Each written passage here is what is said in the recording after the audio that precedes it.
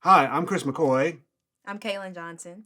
Welcome to the Memphis Flyer podcast. Every week, we jump on here to tell you what's going on in Memphis and what we got in the paper.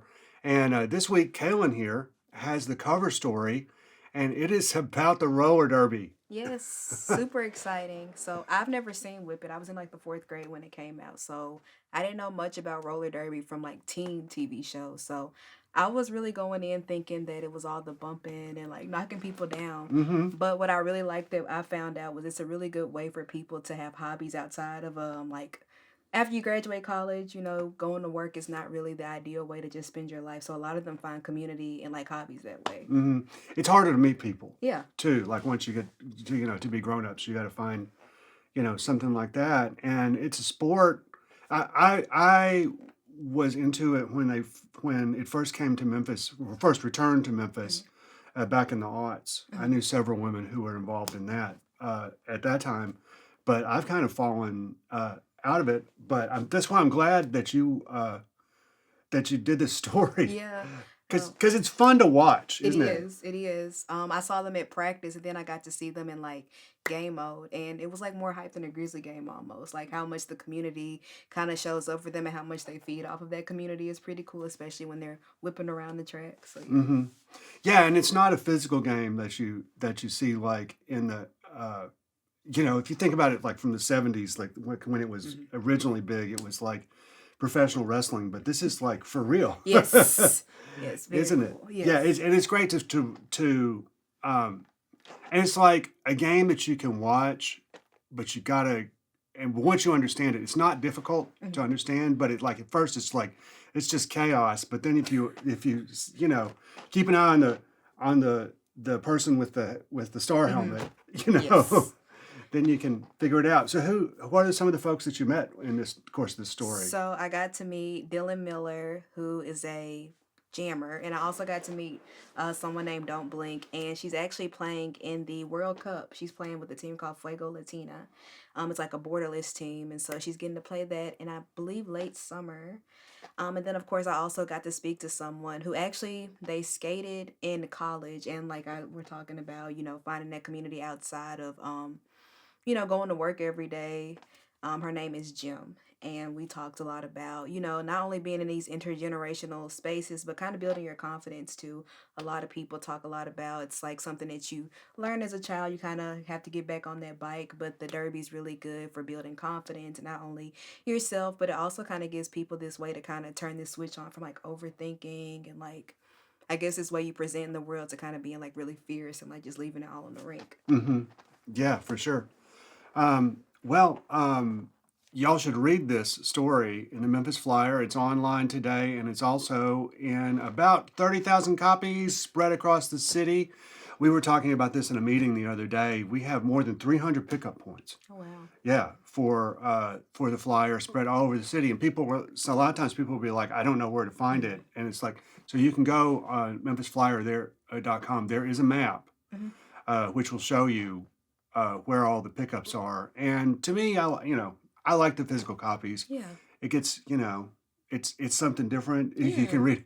We always say that our like ideal um, audience member is like sitting in Huey's or sitting at a Hmm. bar, like at the beginning of the night, having their first beer, trying to figure out what they want to do. Hmm. You know, so you can find out what you want to do. Like I don't know, go to the roller derby Yeah, maybe, of for course. example. You know, but I'll tell you what I got to do this week. Well, last week I got to see Sinners, and honestly, it has not left my mind since then. I know we before we started recording, we were bugging. Kaylin was like, "Have you seen Sinners yet?" She was like, "No, I haven't." It's like, "Oh my God, you've got to see it because it's great. It is seriously fantastic." Um, and but the other thing what I watched this week was 1-to-1 John and Yoko, and it is a documentary about John Lennon and Yoko Ono. Um, so in 1971 they were living in London, and the Beatles had broken up, and they moved to New York City. And in the movie, there's a they got a tape from a print reporter had a tape that had survived all those years of his interview with John Lennon right when he got to the city, And he was like, I really like New York City because people don't bother me here. He was definitely seeing the like fame is a curse thing at this point in his life. And especially because all the controversy at the time, it was just, they were in all the papers, they were on TV all the time and everybody hated Yoko Ono, right? And a lot of this story really talks about, what their relationship was really like at the time. And it was not healthy. I'm not saying it was a healthy relationship. I said in the story that it really came off as like incredibly codependent, like way before codependency was a thing. Well, so Kailynn, I think the other big story you've been following lately is the kerfuffle around the XAI, the Colossus project. Yeah. Yeah, which is not sinisterly named at all. No, of It's course completely welcoming Colossus that's going to run everything. Of course. What's going on? What's going on with that? What have you seen? So this week I was originally just planning on covering the Memphis Chambers webinar Q&A today, but before that, yesterday I received information from Rep. Justin Pearson, where he said that a bunch of residents in Boxtown and in Southwest Memphis have received these fact sheets that had all these things basically saying that, oh, XAI is good. Those 15 turbines are actually like really positive for us. But then Justin negated that because he said the Southern Environmental Law Center found that there are actually like 35 turbines. They did aerial images and they found that. And so Justin, of course, is urging more transparency. He said that officials have signed like NDAs and things like that to where they can't like offer that transparency. So it'll be interesting today to see like kind of what the Memphis Chamber has. You can submit questions beforehand. So I'm wondering if anybody will ask anything kind of like off the cuff that like maybe they're not prepared for, to kind of see that. That's when we get the good stuff. Yeah. This is what they're not prepared for. Yeah. But just to back up a little bit, so Elon Musk has built this supercomputer, Yes. basically a giant data center, one of the biggest ever made, in an old Electrolux plant downtown, or like on President's Island, right? I'm not sure about It's in that area. but yeah. It's in the Boxtown area, which is one of the oldest neighborhoods in Memphis, and a place where escaped slaves settled during the Civil War. Like before the war was even over, Memphis was one of the first southern cities liberated, and a lot of people escaped and ended up in Boxtown. And of course, they've had environmental justice issues. Well, I mean, since the beginning. Yeah. So I think some of the people have said it's about 16.7 tons of formaldehyde that's emitting from these turbines. So it's actually really sad because not only are you looking at the air quality, but these are people who've had trouble with their water, of course. And even from like outside of that, I think Keyshawn Pearson talked about how like there's a lot of like animals and stuff, like endangered species, different types of flora and fauna that even go around these areas. Right, down in T.O. Fuller. Yeah, which is great.